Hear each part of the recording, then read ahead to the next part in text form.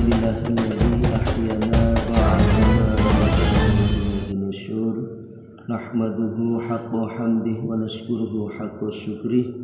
Amma ba'du, jamaah subuh yang dimuliakan Allah, sambil berzikir dalam hati kita masing-masing setelah selesai sholat subuh berjamaah, mari kita dengarkan pembacaan hadis dalam kitab Fadilatul Quran.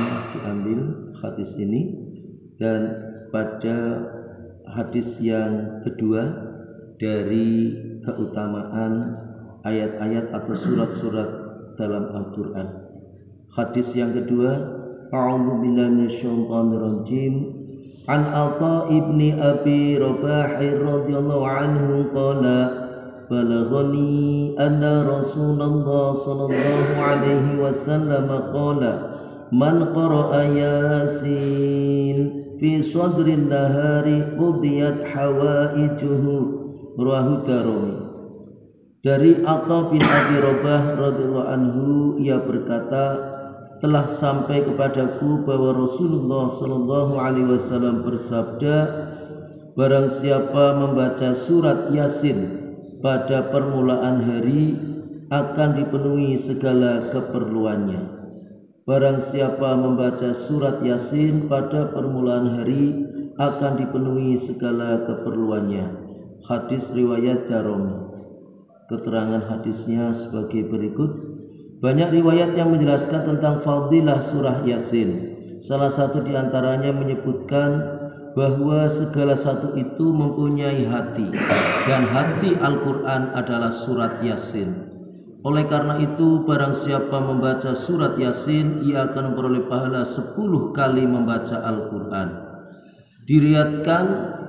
Diriatkan bahwa Allah Ta'ala telah membacakan surat Toha dan surat Yasin 1000 tahun lamanya sebelum diciptakannya langit dan bumi. Ketika para malaikat mendengarnya, mereka berkata, alangkah berbahagia umat yang kepada mereka Allah turunkan Al-Quran. Alangkah berbahagia mereka yang memasukkan Al-Quran ke dalam hatinya, yaitu menghafalkannya. Dan alangkah berbahagia mereka yang membaca Al-Quran dengan lidah-lidah mereka.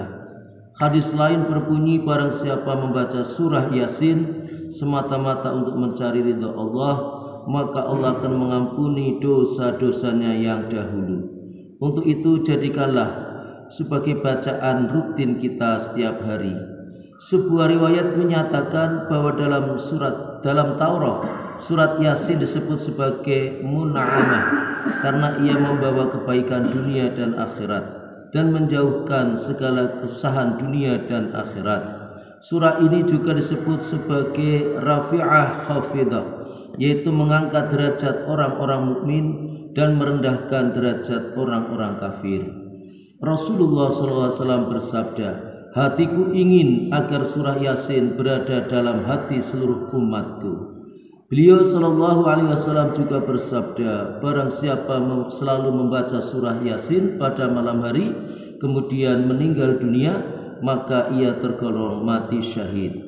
Hadis lain menyebutkan barang siapa membaca surah Yasin, ia akan diampuni oleh Allah. Barang siapa membacanya ketika lapar, maka akan dihilangkan kelaparannya.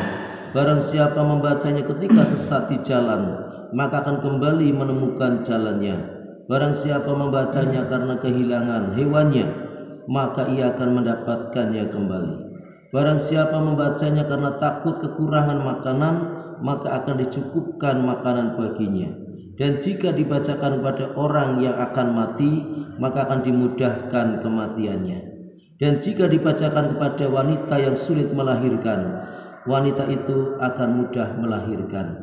Makri radhiyallahu anhu berkata, jika surah Yasin dibaca karena takut kepada raja atau musuh, maka akan dihilangkan rasa ketakutannya.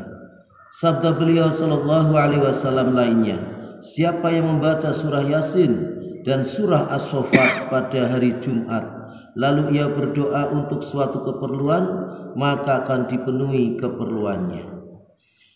Demikianlah apa yang kita dengarkan dari hadis yang menjelaskan pentingnya kita senantiasa membaca surah Yasin. Ya, surah Yasin disebut sebagai qalbul Quran, ya, sebagai hatinya Al-Quran, barang siapa membaca surah Yasin maka akan mendapatkan pahala seperti 10 kali membaca Al-Quran. Maka marilah kita jadikan amalan rutin kita, dibaca sehabis subuh boleh, dibaca sehabis maghrib monggo. Jadi karena surah Yasin ini adalah qalbul Quran, monggo kita rutinkan. Kalau setiap malam Jumat, bagus monggo. Artinya kita punya rutinitas untuk selalu membaca surah Yasin.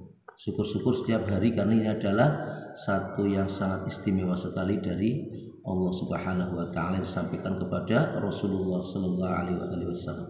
Demikian, dan mari kita amalkan dan sampaikan ini kepada saudara kita yang lain. Kita tutup bersama dengan doa kafaratul majlis.